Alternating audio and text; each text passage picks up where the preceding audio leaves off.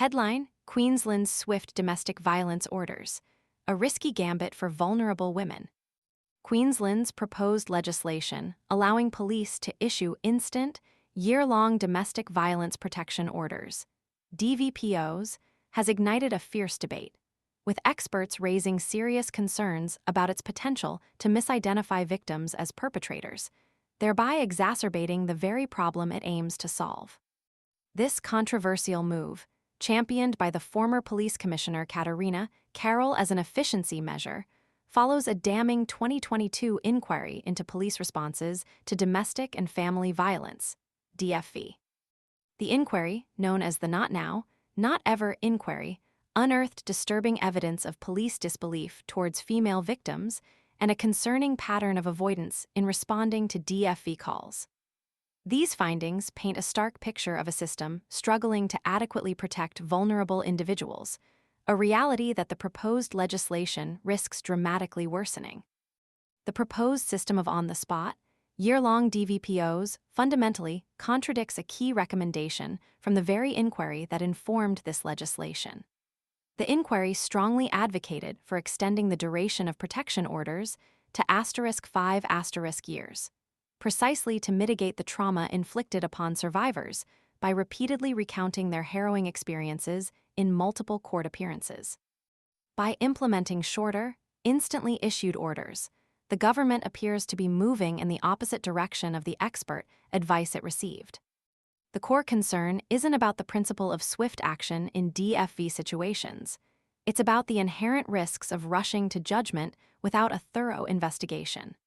Granting police the authority to issue such significant orders, effectively labeling someone as a perpetrator, without the rigorous process of a court hearing, jeopardizes the safety and well-being of victims.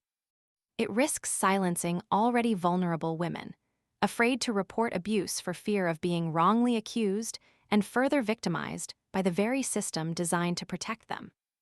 Experts warn that this streamlined approach could lead to a surge in wrongful accusations, leaving genuine victims exposed and potentially escalating the violence they face. The potential for misidentification is particularly acute in complex situations where the dynamics of power and control are often subtle and require careful analysis, something an instant assessment simply cannot provide. The inquiry highlighted repeated instances where officers lacked the necessary training and understanding to effectively assess DFV situations, leading to flawed judgments and inadequate responses. The proposed legislation, critics argue, exacerbates these existing weaknesses, creating a system prone to errors with potentially devastating consequences. Instead of prioritizing speed over accuracy and due process, the government should focus on improving the quality of police training and investigations into DFV. Investing in comprehensive training programs that equip officers with the skills to effectively assess complex situations, identify perpetrators accurately, and support victims compassionately is crucial.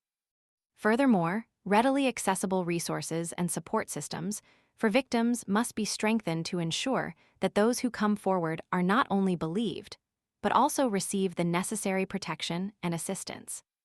The efficiency argument employed to justify this drastic change rings hollow in the face of the potential for grave injustice and increased harm. The Queensland government must reconsider this ill-advised proposal and instead prioritize a victim-centered approach that prioritizes thorough investigation, accurate identification of perpetrators, and comprehensive support for survivors of DFV. The current proposal risks undermining the very foundations of justice and safety for vulnerable women, creating a system where the fear of misidentification outweighs the hope of protection.